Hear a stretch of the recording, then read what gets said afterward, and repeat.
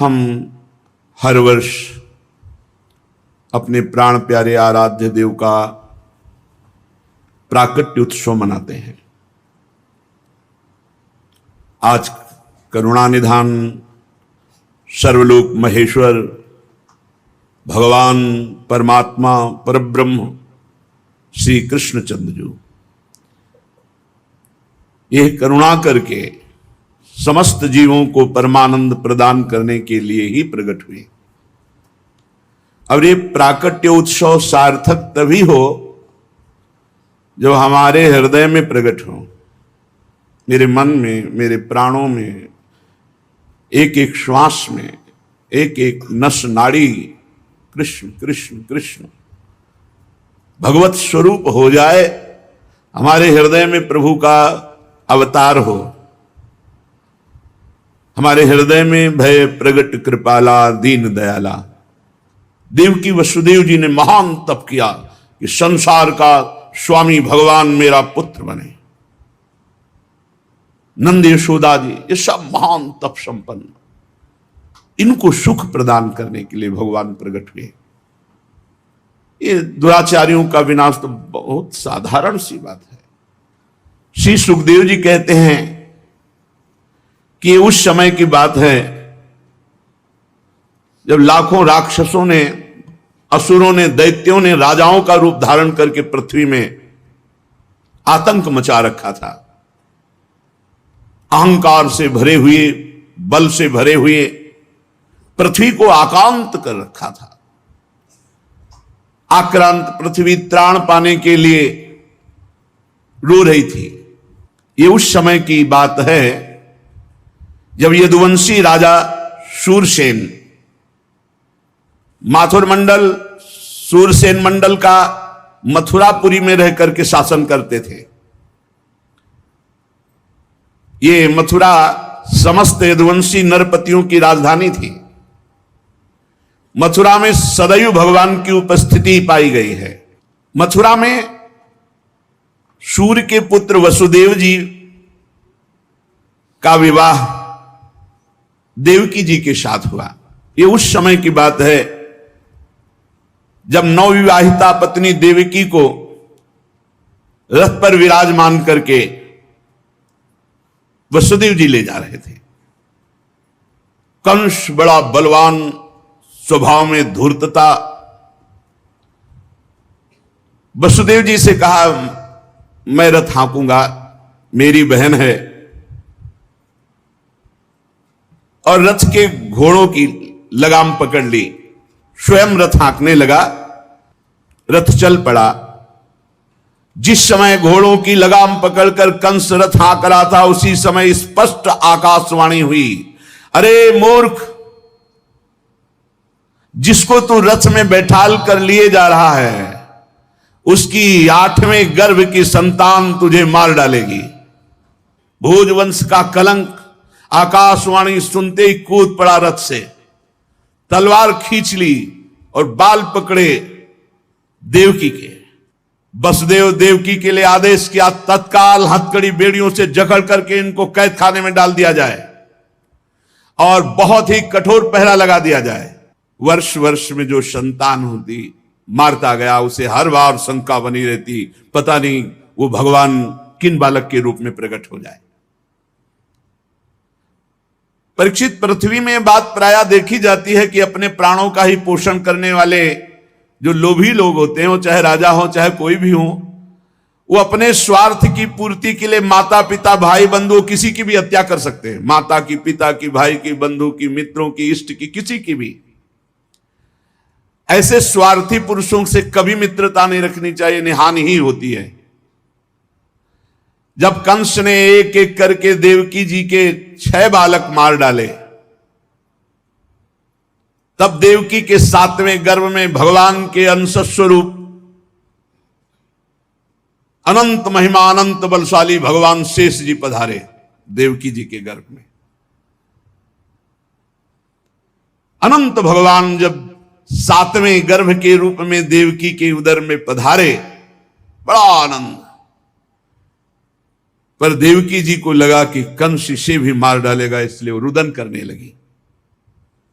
विश्वात्मा भगवान ने देखा कि माता को बहुत दुख है और यदुवंशियों को कंस सताए ही जा रहा है, तो अपनी योग माया का स्मरण किया और योग माया को आदेश किया, देवी कल्याणी तुम ब्रज में जाओ, वह प्रदेश ग्वालों और गौओं से सुशोभित है। वहां नंद बाबा के गोकुल में वसुदेव जी की पत्नी रोहिणी गुप्त रूप से निवास कर रही। उनकी और भी पत्नियां कंस के डर से गुप्त स्थानों में रह रही। इस समय मेरा महान अंश, जिसे अनंत शेष जी कहते हैं, देवकी के उदर में गर्भ रूप से विराजमान है। तुम जाओ वहां से उस गर्भ को रोहिणी के उदर में रखो। मैं स्वयं आ रहा हूं, अब विलंब से आने जा रहा। अब मैं समस्त ज्ञान बल आदि अंशों के साथ देवकी का पुत्र बनूंगा और नंद बाबा की पत्नी यशोदा के गर्भ से तुम प्रकट हो। योग माया को आदेश किया। जब योग माया ने देवकी का गर्भ ले जाकर रोहिणी के उदर में रख दिया, तब समस्त द्वारपाल और सब जगह खबर पहुंच गई, गर्भ नष्ट हो गया देवकी। किसी को आंतरिक पता तो है नहीं।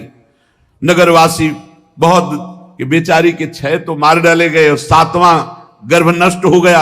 हाय कितना कष्ट देवकी को है। देवकी जी भगवान का निवास स्थान बन गई। परीक्षित, अब समस्त शुभ गुणों से युक्त बहुत सुहावना समय आया। रोहिणी नक्षत्र था। आकाश के सभी नक्षत्र ग्रह और तारे सौम्य हो रहे थे। अब तो काले काले मेघ आकर मंडराने लगे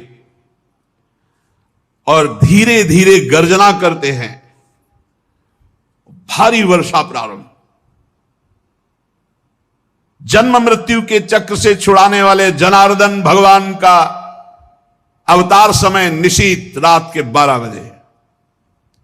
उसी समय सबके हृदय में विराजमान भगवान देवरूपिणी देवकी के सामने प्रकट हुए।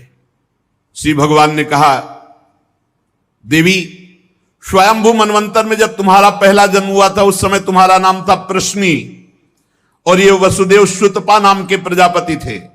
तुम दोनों के हृदय में बड़े ही शुद्ध भाव थे। जब ब्रह्मा जी ने तुम दोनों को संतान उत्पन्न करने की आज्ञा दी, तब तुम लोगों ने इंद्रियों का दमन करके उत्कृष्ट तपस्या की।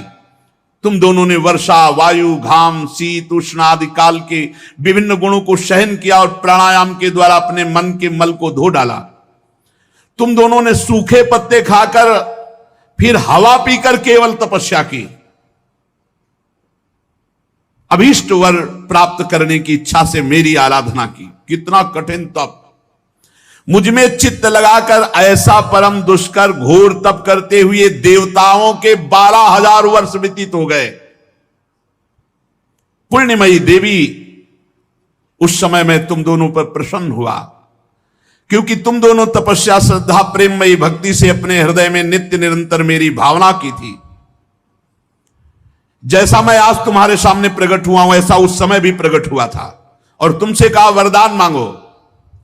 तब तुम दोनों ने कहा, आप जैसा पुत्र मुझे चाहिए। तो मेरे जैसा तो सिर्फ मैं ही हूं। तो मेरे जैसा पुत्र, तो मैंने ये वरदान दिया कि मैं ही स्वयं तुम्हारा पुत्र बनकर आऊं। ये छोटी मोटी तपस्या का फल नहीं है, आप देख लीजिए। अगर आप जीवन भर रामकृष्ण हरि भगवान नाम जपते हुए भगवत प्राप्त हो जाते तो कितना सरल है, कितना सरल है। इसीलिए धन्य है ये कलयुग, जो कम समय में भगवत प्राप्ति, केवल भगवान नाम जप और थोड़ा सा केवल पापाचरण से अपने को बचा लो तो भगवत प्राप्ति हो जाएगी। हे माता जी, मैंने देखा कि संसार में शील, स्वभाव, उदारता, अन्य गुणों में मेरे जैसा कोई नहीं, इसलिए मैं ही तुम्हारा पुत्र हुआ हूं। मैं ही प्रश्न गर्भ से, वामन रूप से, और इस समय तुम देवकी वसुदेव हुए वासुदेव के रूप से। एक बार मैं वचन बोलता हूं, उसे 3 बार पूरा करता हूं। ये भगवान का नियम। मेरी वाणी त्रिकाल सत्य है। एक बार तुमने मांगा पुत्र, तो प्रश्नी गर्भ, वामन रूप और इस समय वासुदेव रूप। कश्यप आदित्य के रूप में, वामन रूप। और मैंने ये रूप इसलिए प्रकट किया कि जब मैं अवतार लेकर मनुष्य शरीर में लीला करूंगा तो मुझे पहचान पाना बहुत कठिन है। इसलिए तुम लोग ध्यान रखना मैं कौन हूं। ये खास बात, एक खास बात ध्यान देने योग्य बात है। भगवान कह रहे हैं कि तुम दोनों मेरे प्रति पुत्र भाव और निरंतर ब्रह्म भाव रखना। युवाम माम पुत्र भावेन ब्रह्म भावेन चाचकृत चिंतयंतो कृत स्नेहो या से थे मदगतिम पराम, तब तुम मेरे परम पद को प्राप्त होगी। चिंतन कौन है गोपाल जी, कौन है लाल जी? कह रहे तुम मेरे प्रति पुत्र भाव और निरंतर ब्रह्म भाव, इस प्रकार के चिंतन द्वारा तुम मेरे पद को, मेरे प्रिया प्रीतम है कौन? देखो हित सजनी जो नहीं कह रहे, जैसे हित हरिवंश करत अपनो जस प्रगट अखिल ब्रह्मांडन, अखिल ब्रह्मांड के अधिपति हैं। पर ब्रह्म परमात्मा तत्व की उपासना हो रही। हमारा भाव है कि वो हमारे यार हैं, हमारे मित्र हैं, हमारे पति हैं, हमारे पुत्र हैं, हमारे स्वामी हैं, जो भाव रख सके, लेकिन है कौन? इसीलिए शांत भाव है। शांत भाव में पूर्ण तत्व ज्ञान हो जाता है। भगवान इतना कहकर चुप हो गए और अपनी योग माया से देखते देखते एक छोटे शिशु के रूप में नीलमणि, वसुदेव जी ने देखा कि भगवान तो बाल रूप हो गया। अब तो और डर लगा, कहीं कंस को पता चल गया और तलवार लिए हुए आवे, कुछ अमंगल करे। बहुत घबरा गए और भगवान ने कहा कि मुझे गोकुल पहुंचाओ, नंद बाबा के यहां सुधा मैया के पार्श्व में सुला के आओ। मुझे तुम्हें डर लग रहा है, मैं मारूंगा इसे, पर अभी मुझे पहुंचाओ वहां। भगवान की आज्ञा का पालन करने के लिए जो ही चेष्टा की, ध्यान दीजिए, भगवान की आज्ञा का पालन करने के लिए जो ही चेष्टा की तो अपने आप हथकड़ी बेड़ियां कट गई। माया की हथकड़ी बेड़ियां कट जाएंगी जो ही भगवान की आज्ञा का पालन कर। और बड़े बड़े दरवाजे, कोई एक दो नहीं थे, कई दरवाजे थे कंस के कारागार के। फटाफट सब ताले टूट गए, दरवाजे खुल गए। अद्भुत चमत्कार। और जितने पहरेदार घोर राक्षसी स्वभाव के, जिंदा खा जाए ऐसे पहरेदार थे, सब मूर्छित घोर निद्रा में। अब हथकड़ी बेड़ी कट गई, लाला को लेकर के चले। उस समय घोर बादल छाए हुए, अंधेरा, कुछ दिखाई नहीं दे रहा। कितना कष्ट में जीवन भक्त। अब सोचो, अभी अभी तो प्रकट हुए हैं और अभी अभी त्याग करने जा रहे हैं, अभी अभी त्याग करने। इधर समस्त द्वारपाल सब सोए हुए हैं, वसुदेव जी भगवान को लेकर। वर्षा हो रही, पीछे पीछे गुप्त रूप से शेष भगवान फण धारण किए, मेरे प्रभु को बूंदे ना लगे। जब वो लीला कर रहे, वसुदेव जी को पता नहीं कि पीछे शेष भगवान फण धारण किए। वो तो बस चिंतन में चले जा रहे हैं, कैसे वहां जाएंगे, कोई जान ना जाए कोई। और वहां पहले ही योग माया ने पूरी व्यवस्था करी, पूरा का पूरा परिकर सब बेहोश है दीन में, किसी को सुध नहीं है। केवल यशोदा मैया को प्रारंभ में इतना था, कुछ हुआ और बेहोश हो गए। क्या हुआ ये निर्णय नहीं हुआ। पूर्ववासियों की समस्त इंद्रिय वृत्तियों की चेतना हर ली, सब अचेत हो गए। इतनी मोटी जंजीरें लगी हुई थी, ताले लगे हुए थे, जेल के साथ टूट गए। भगवान श्री कृष्ण को गोद में लिए हुए जैसे जैसे आगे बढ़ते, सब दरवाजे अपने आप खुलते चले थे और पहरेदार सब सो रहे। बादल नजदीक आकर मानो बरस रहे हो, ऐसे लटक लटक के बादल। शेष भगवान अपने फणों से जल को रोकते हुए हजार फण धारे पीछे पीछे चल रहे। यमुना जी ने देखा कि प्रभु पधार रहे, तो पहला चरणामृत तो हमारे अधिकार बनता है। अरे जिनके चरणों का ध्यान बड़े बड़े महापुरुष शिव आदि करते हैं, आज वही प्रभु मेरे पास आ रहे हैं। आनंद में भर गई यमुना जी और उफान। यमुना जी ने जब उफान आनंद का लिया तो वसुदेव जी के प्राण बहुत घबरा रहे हैं कि अब क्या करें, लौट सकते नहीं, कोई नौका आदि है नहीं। चलो प्रभु ने आज्ञा करी है तो वही देखेंगे। अब मेरे प्राण चाहे चले जाए, मेरे लाला को कुछ ऐसे। यमुना जी उफान कर रहे कि चरण छू ले, और वसुदेव जी उल्टा सोच रहे कि यमुना जी बढ़ रही तो लाला को बचाए। देखो ये समर्पण है, मेरे प्राण भले चले जाए, बस आज्ञा का पालन, प्रभु को पहुंचाना है और सुरक्षित पहुंचाना है। यमुना जी ऐसे थपेड़ जोर जोर से बढ़ रही, भगवान ने कहा बाबा तो और ऊपर उठाते चले जा रहे, तो यमुना जी और बढ़ती चली जाएंगी। एक श्री चरण बड़ा, ये वसुदेव जी को पता नहीं, जो ही यमुना जी को श्री चरण प्रभु के स्पर्श हुए तो तुरंत नाभिभर हो गई, और ऐसे एकदम शांत। वसुदेव जी बाबा के नगर में गोकुल में गए तो डर रहे थे कि कोई देख न ले, लेकिन वहां कोई देखने वाला था, सब सोए हुए थे। उन्होंने अपने पुत्र को, अब वो ऐसे देख रहे थे, और जहां सुलाया तो वहां भी पुत्र था, पार्श्व में योग माया और वही पुत्र। भगवान के इस अवतार में दो अवतार हुए, एक हुआ चतुर्भुज नारायण भगवान का अवतार जो वसुदेव देवकी के सामने, और एक हुआ पीछे आपने सुना है, नंद बाबा और यशोदा मैया बहुत ऐश्वर्य समृद्धि सब रिद्धियां सिद्धियां अठखेलियां कर रही, ब्रज तो यहां रिद्धियां सिद्धियां अठखेलियां कर रही, कौन पूछता है। अवस्था डल गई थी नंद बाबा की, चौथापन था, और ब्रजवासी बाबा की इस दशा को देख के सह नहीं पा रहे थे, बाबा खिन्न रहते थे।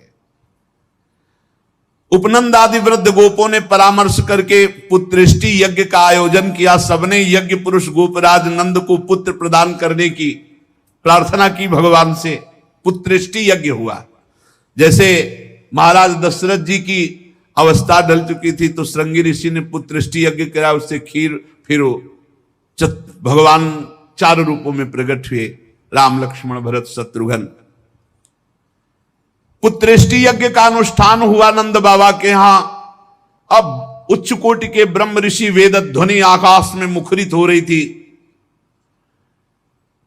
गोपराज श्री नंद बाबा अंतापुर में यशोदा मैया के पास बैठे हुए कहा, यशोदा रानी इस बार पूरे ब्रजवासियों का आशीर्वाद हो, सब ब्रह्म ऋषि हैं, कई बार हो चुकी, इसका मतलब पुत्र के लिए कई बार उपाय किए जा चुके थे, इस बार फलस्वरूप में मेरे पुत्र होगा।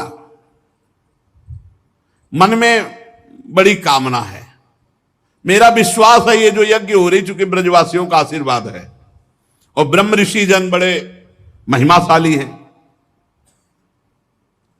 पर मेरे मन में एक उदासी छा जाती कि कर्म से ऐसा पुत्र नहीं होगा जैसा मैंने एक स्वप्न देखा है। ये कर्म जनित तो नहीं हो सकता। यज्ञादि कर्मों के सभी फल चंचल हैं और मैंने जो पुत्र देखा है वो अचल है, अविनाशी है। बड़ी आशा, पर लगता है मेरी दुराशा है क्या। वो कर्म फल से तो नहीं प्राप्त हो सकता जैसे मैंने देखा है। मैंने एक स्वप्न देखा जो आज तक तुमसे नहीं बताया, यशोदा रानी से कहा। भगवान नारायण भी उतने सुंदर नहीं जैसा वो बालक सुंदर मुझे स्वप्न में दिखाई दिया। मुझे ऐसा लगता है कि त्रिभुवन में कोई है नहीं सुंदर। एक बार जिसके हृदय में वो प्रकट हुआ उसको कोई आकर्षित कर सके ऐसा त्रिभुवन में नहीं। ब्रजराज की बात सुनकर यशोदा रानी ने कहा, सच्ची तुमने स्वप्न में देखा है? बोले हाँ। बोले मैंने तो बताया नहीं, मैंने भी स्वप्न में देखा है। क्या? बोले मैं नित्य सहधर्मिणी हूं, तुम्हारी सुख दुख की नित्य संगिनी हूं, मैं तुमसे क्या छिपाऊं। जैसे बालक की बात कर रहे हो ना, हमने तो इसलिए नहीं बताया कि आप कहोगे कि तुम्हारा पागलपन है। बिल्कुल वैसे ही मैंने देखा है। श्यामश्चंचल चारु दीर्घ नयनो बालस्तवांक स्थले दुग्धोद्गारि पयोधरे स्फुटमसौ क्रीडन मया लोक्यते स्वप्नस्तत्किमुजागरः किमथ वेत्ते तन्न निश्चीयते सत्यम ब्रूहि सधर्मिणी स्फुरति किम सोयम तवाप्यंतरे। बाबा ने कहा मैंने भी देखा, दिव्याति दिव्य नीलमणि सदृश श्याम सुंदर वर्ण एक बालक तुम्हारे गोद में दुग्ध पान कर रहा है, जो चंचल नेत्र मनोहर विशाल भाल तुम्हारी गोद में स्थित देखा, वो तुम्हारा पयोधर पान कर रहा है। कैसे बताऊं, अब तो मेरी ये दशा है कि सोता हूं या जागता हूं मुझे कुछ पता नहीं चलता। हर समय बालक लगता है मेरी गोद में चढ़ रहा है, मेरी दाढ़ी खींच रहा है। कभी मैं देखता हूं तुम्हारी गोद में दुग्ध पान कर रहा है। यशोदा मैया आनंद विवल होके कहने लगी, ब्रजराज ऐसा ही, ऐसा मैंने भी देखा है, ऐसा ही देखा है। वो तुम्हारे तोंद पर चढ़े खेल रहा, मैंने देखा है ऐसा। सत्य सत्य सत्य कहती हूं, मैंने देखा मैंने कि उसे स्तन पान करा रही हूं, पर संकोचवश नहीं बताया कहां वो दिव्य बालक और कहां मैं। ब्रजराज नंद ने कहा मैंने असंभव समझकर ये बात तुमसे छुपाई थी।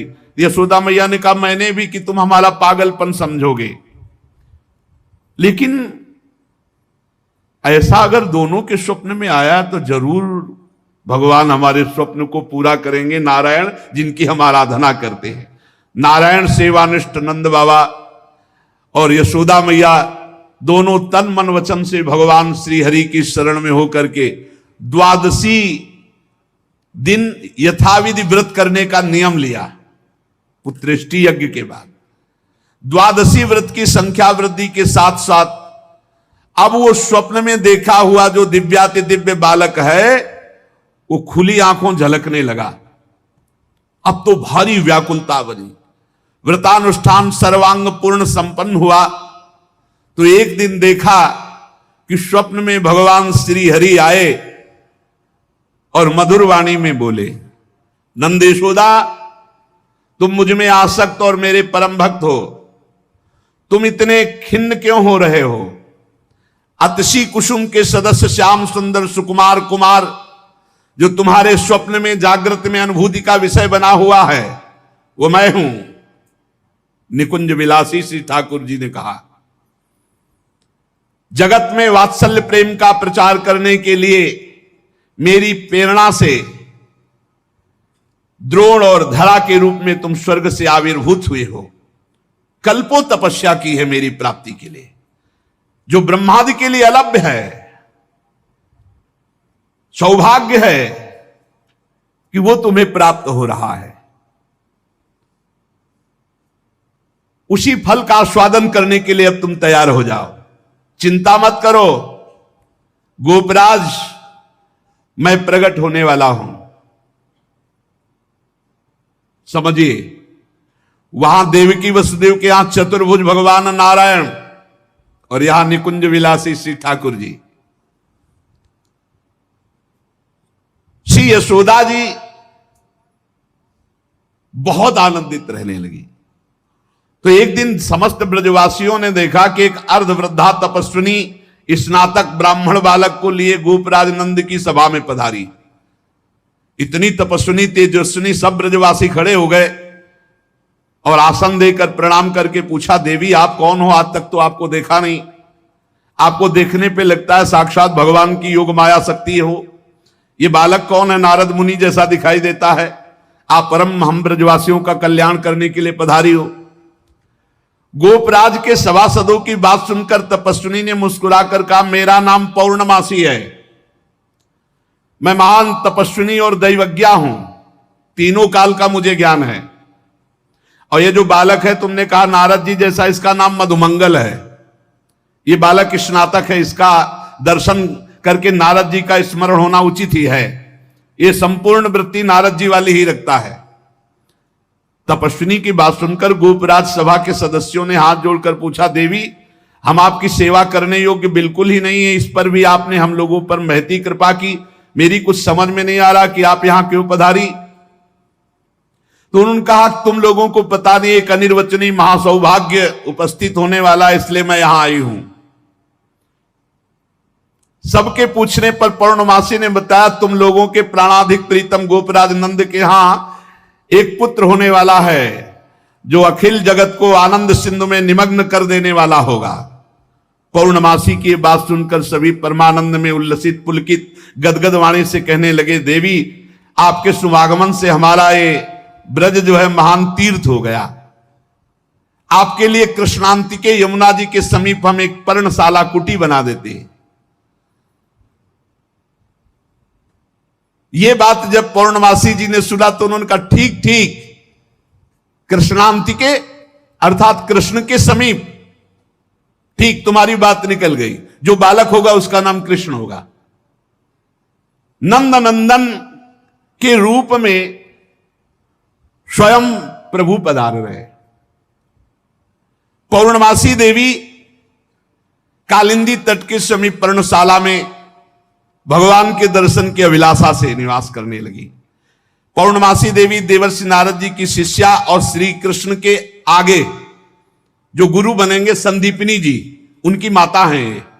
संदीपनी मुनि की माता हैं ये पौर्णमासी देवी। ये महान शक्तिमती थी और श्री कृष्ण की मधुर लीला को सब प्रकार से जानती थी। भगवान की लीला का आनंद बढ़ाने के लिए मस्खरे मनसुखा के रूप में वो मधुमंगल, तो भगवान का जो ऐश्वर्य में अवतार हुआ वो जेल में, और जो माधुर्य में अवतार हुआ ये नंद बाबा के यहां। तो जो ऐश्वर्य में अवतार वापस गया, तो आप देखिएगा अक्रूर जी के साथ अक्रूर जी ने देखा जल में डुबकी लगाकर शेष सैया पर चतुर्भुज नारायण सेन, और हमारे द्विभुज मुरली मनोहर वृंदावनम परित्यज्य पादमेकम न गच्छति, वो कभी यहां से नहीं गए। जो गए तो देखो यहीं से निकलते ही चतुर्भुज हो गए। मथुरा में चतुर्भुज, द्वारिका में हमारे द्विभुज मुरली मनोहर नंद यशोदा के लाड़िले, वो कभी एक कदम ब्रज से बाहर नहीं गए। तो वहां योग माया के द्वारा नंद बाबा को यह पता ही नहीं चला कि अपने लाला में लाला का समर्पण किया, और पार्श्व में देखा, कन्या उठाया और आ गए।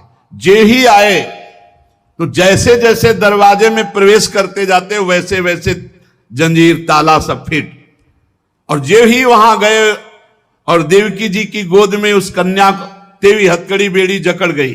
योग माया के आते ही दरवाजे बंद, हथकड़ी बेड़ी जकड़ गई और पहरेदार जग गए, और कन्या जोर जोर से रोने लगी।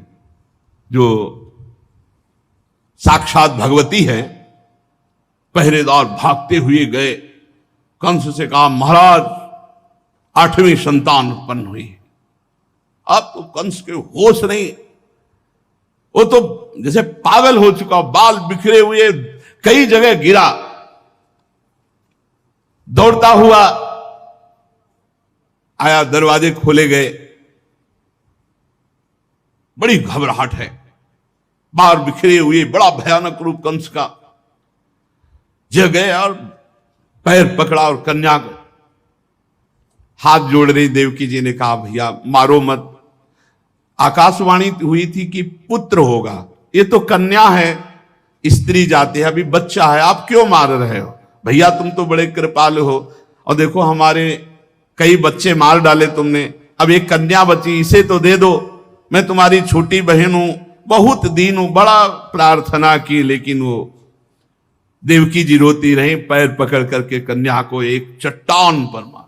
और ये कन्या कोई साधारण कन्या तो थी नहीं, आद्या शक्ति महाभगवती। हाथ से छूट गई और सामने आकाश में देखा तो 8 आयुध, दिव्य माला वस्त्र चंदन मणिमय आभूषणों से विभूषित, धनुष त्रिशूल बाण ढाल तलवार शंख चक्र गदा। देखा सिद्ध चारण गंधर्व अप्सरा किन्नर सब स्तुति कर रहे अंबा की।